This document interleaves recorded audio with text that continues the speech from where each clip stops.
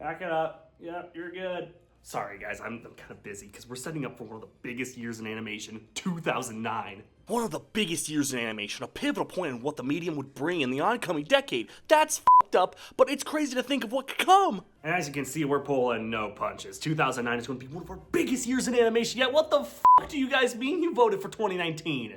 I mean, I guess it's fine. The whole point of the poll was to make it up to y'all for lying about 2010, but man, 2009 was right there. It's not like 2019 was a close call. No. Over 70% of you people voted for it. I call this a messy year. When even Pixar's release wasn't good, you know you're in for some garbage. Not to say 2019 didn't have some bangers, it just had so fucking few of them. It makes me appreciate when I get to talk about good movies because, above all else, finding the diamonds in the rough makes the rough all that more worth it. This was the year Arctic Dogs came out, let's just get into it. And hey, I don't have a set year I'm doing in April, so here's a big thing. I want to do a year from the 90s. And I'll post a poll with the top 4 choices if this video gets to 60 likes. Let's get it.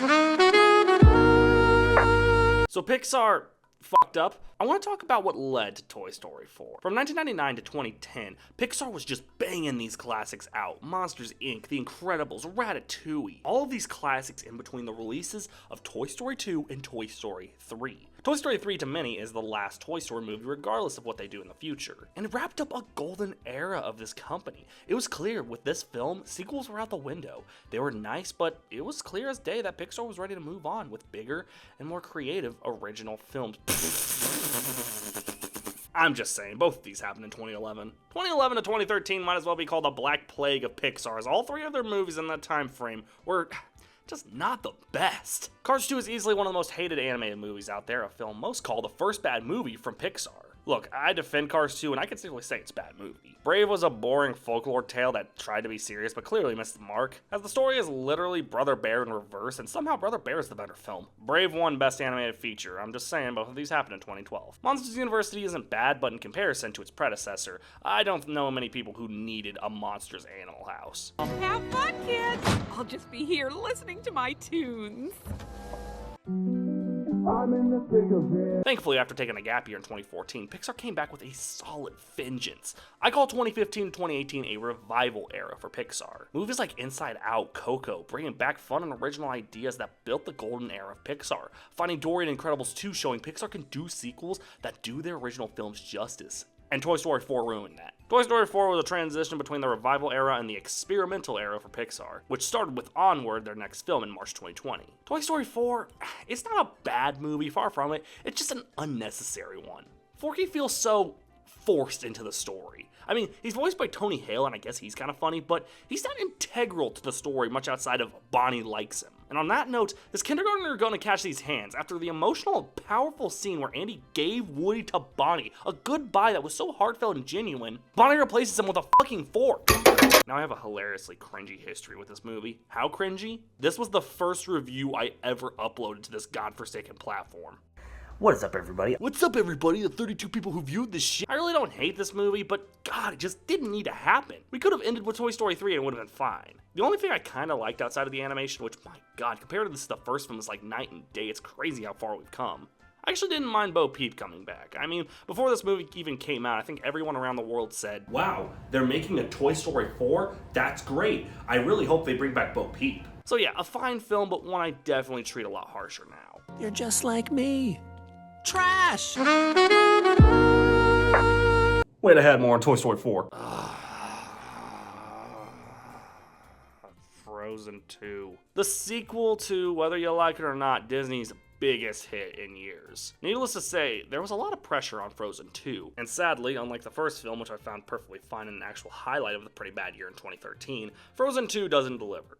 The story is really complicated when you realize the first film's story was surprisingly simple but had deep elements. The new characters— I already forgot the rest of that sentence. And Olaf is fucking obnoxious here, dude. He's in almost every scene and he's not even given that much funny to say. For how big Elsa was for Disney, I'm surprised the story, which focuses more on Elsa, doesn't focus on Elsa, but focus on Olaf, who isn't a bad character, but not a character many call a favorite. The music is the only highlight, as I think it's actually the only thing a little better than the first. I like the first film's soundtrack, but Into the Unknown and Lost in the Woods are very solid and don't sound like they were just manufactured for radio broadcast. It's not a bad movie, but considering it's the sequel to the biggest Disney film of the 2010s, hell, even of the millennium, it just doesn't deliver the same.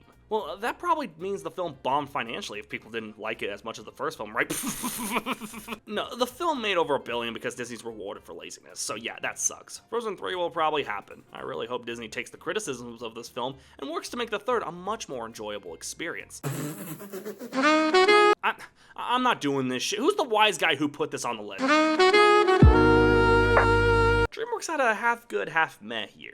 Their good release was the final How to Train Your Dragon movie. That matters. The Hidden World doesn't surpass the first film, but it's a good time and a great finale. It's amazing to me that this film wrapped up everything nicely, and 15 years after the first film's release, DreamWorks wouldn't sell out and do something stupid, because why would they do that? Come on, DreamWorks is better than that. A fine flick, while not my favorite in the franchise, it's definitely a suitable finale to some of my favorite DreamWorks films.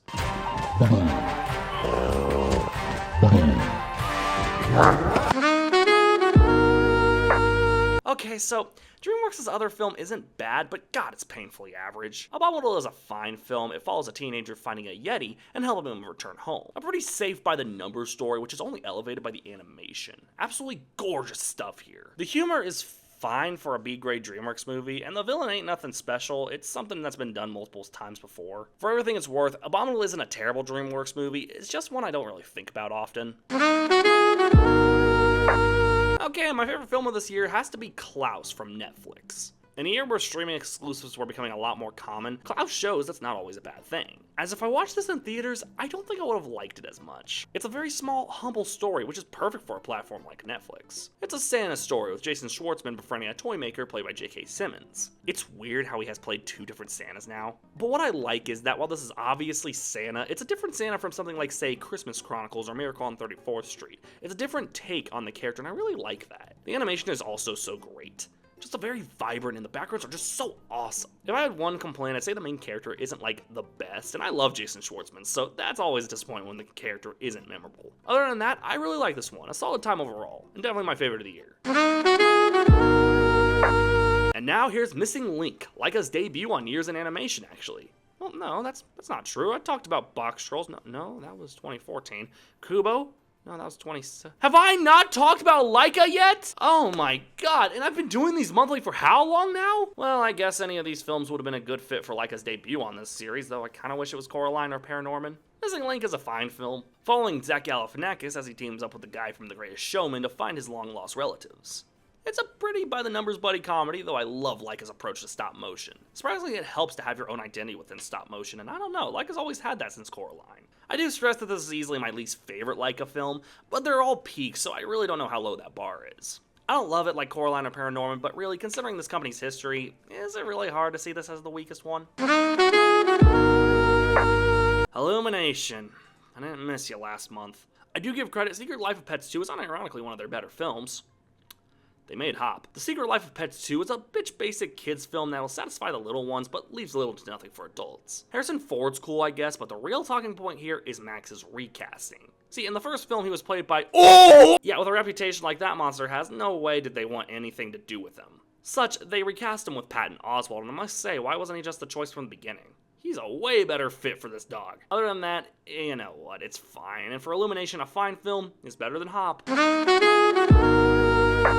You know what's not better than Hop? UglyDolls, our year in animation debut from STX. What does STX stand for? Subscribe to Xander. It's literally like probably one of the worst of the year for me. The concept is that there's these ugly dolls who go to this parallel where everyone is practically perfect in every way, or at least they strive to be. There's this one guy, Lou, I'm gonna take a wild shot and say he's either voiced by Harry Styles or Nick Jonas. Ha! God, couldn't you see Harry Styles voicing this fucker? Who's gonna get the gum out? Who? I don't know! We've been doing all this late. This film has a really poor message about struggling with the desire to be loved because, well, look at these things. They're ugly. Don't get it twisted, the message is alright, but the way they deliver is just wrong. Oh, did I mention there's not a single normal voice actor on this team? Oh no, it's all musicians with like a few comedians sprinkled in. Kelly Clarkson, Nick Jonas, Janelle Monáe, Blake Shelton, Pitbull. Yes, really. There's some normal VAs like Wanda Sykes, who's usually really funny, but God, they gave her about as much to work with as they did in Ice Age 5. Oh wait, we're not done with the musicians. BB Rexa, Charlie XCX, Lizzo, oh my God, it just doesn't stop. This is just bad. It's not even Finding Jesus or Happily Never After bad. No, it's just bad. A forgettable bad movie that I really can't see being good for kids or adults. It's one of the definite worst of 2019. MGM threw their hat in the ring. Oh! Yet another year as an animation rookie, MGM came out with The Addams Family. See you later. You know it's bad when Sony Pictures Animation had a good release this year? Give credit, this was after their massive hit with Into the Spider-Verse. You know what else is massive? The Angry Birds Movie 2 is a surprisingly good sequel to a movie I don't think is bad, just mediocre. The sequel cranked the comedy and story to 11 and made a genuinely funny film. The casting from the first film was actually one of the few things I think it did right. Jason Sudeikis, Josh Gad, Danny McBride. This cast really worked, and I feel the ones they add, like Leslie Jones and Sterling K. Brown, do work alongside them. I should probably mention, yes, Awkwafina does play a character in this, but give credit, she isn't as annoying here as, say, Raya or Kung Fu Panda 4. Did you say fiance? Beyonce? This ain't Texas. Ain't no hold 'em. For what it is, Angry Birds 2 excels past its weak predecessor and makes a solid film overall. One I'm actually kind of shocked works. I eat dirt.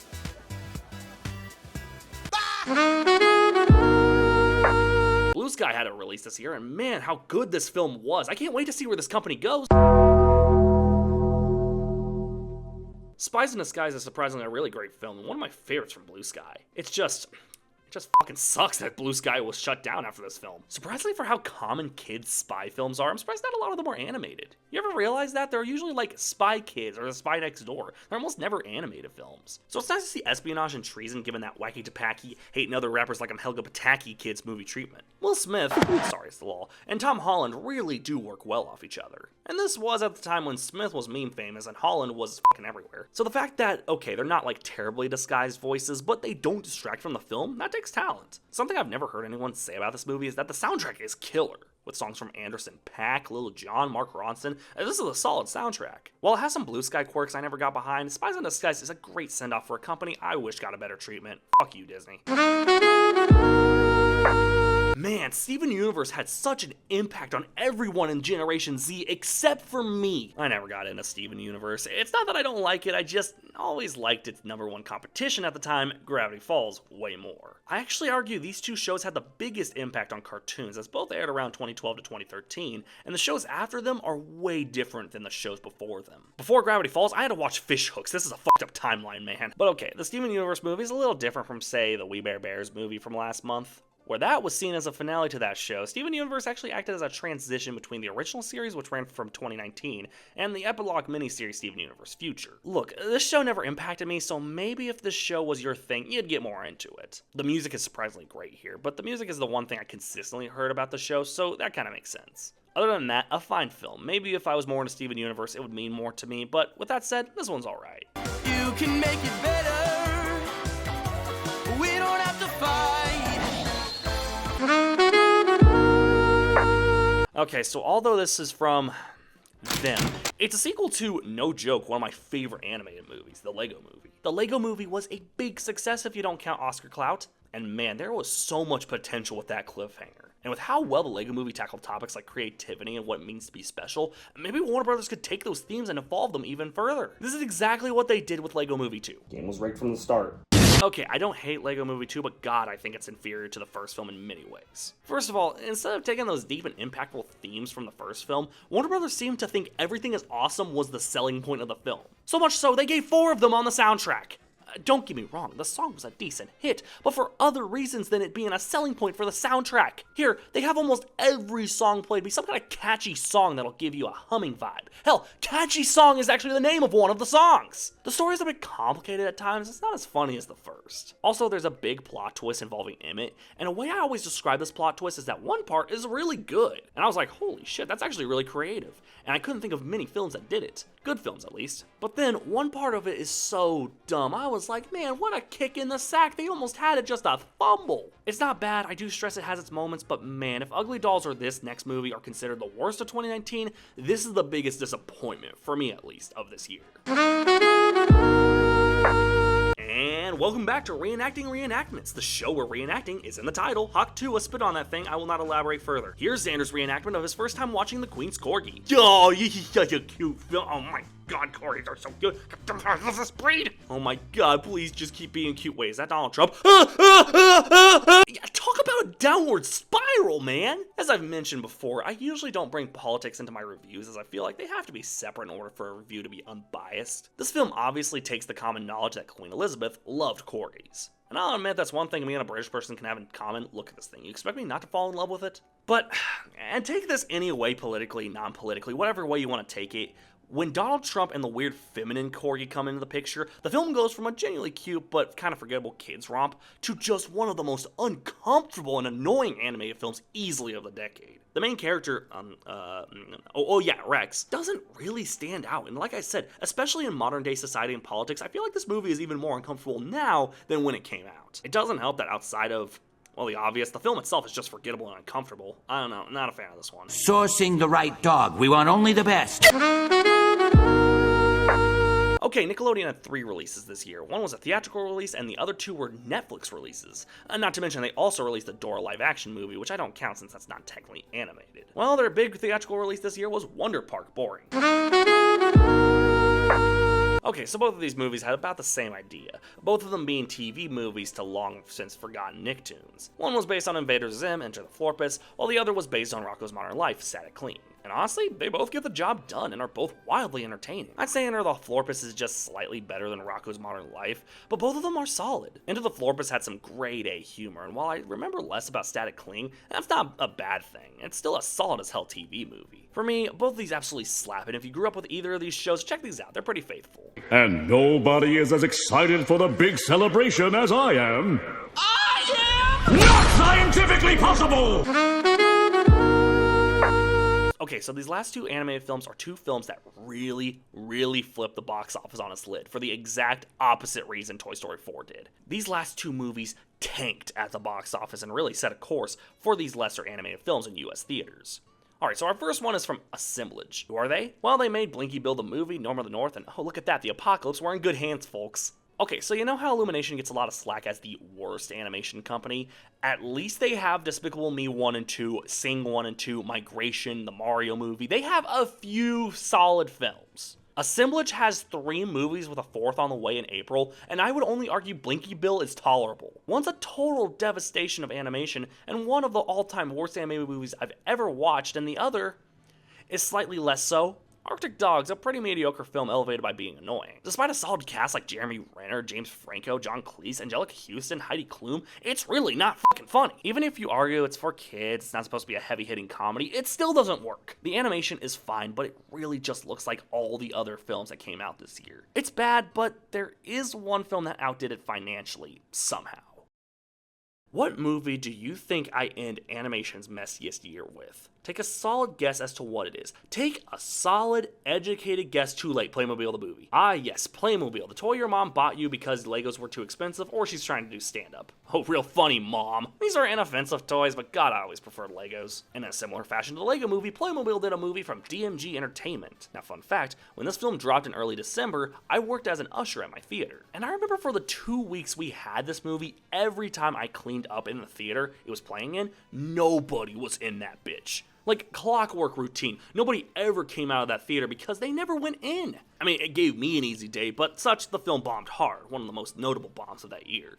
Good animated movies have bombed before, just look at Treasure Planet. Maybe that just means this is a hidden gem of animation. Oh no, I didn't say that, this sucks, don't get it wrong. This is one of the most generic, shoehorned, lazy animated films. You can easily tell they just made it because Lego movie equals good. Genuinely, none of this feels like they made it because they wanted to, they just wanted money. And look at that, it didn't even get money, what's the point? You wanna know how messy this film is? The biggest character on the poster is a side character.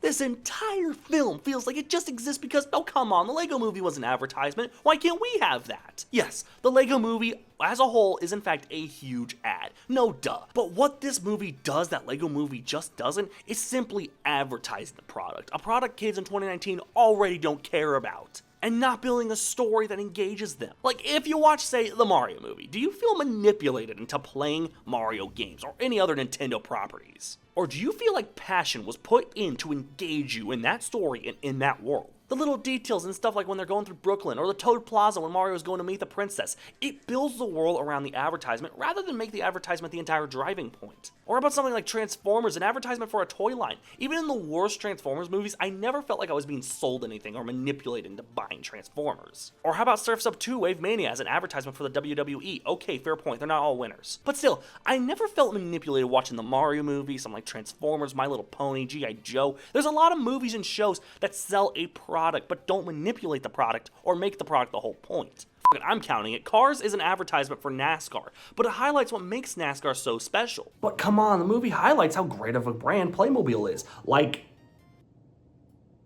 what does this movie do for the Playmobil brand? Legit, this film has an hour 40 runtime. I had no idea what a Playmobil really was. It was so clearly just putting whatever they thought worked together. A film, once again, with a solid cast. Anya Taylor-Joy, Jim Gaffigan, Adam Lambert, Kenan Thompson, oh, and Meghan Trainor, but I really don't care about fucking Meghan Trainor. An advertisement that doesn't advertise its product well at all. A true and utter mess, and for me, the worst of this messy year in animation. Well, it's always fun to crash out over a Playmobil. I do it at least twice a week. What are we doing next week? Let's just say I called a few friends. Hey man, is it ready? You cracked me up, little buddy. Let's deliver.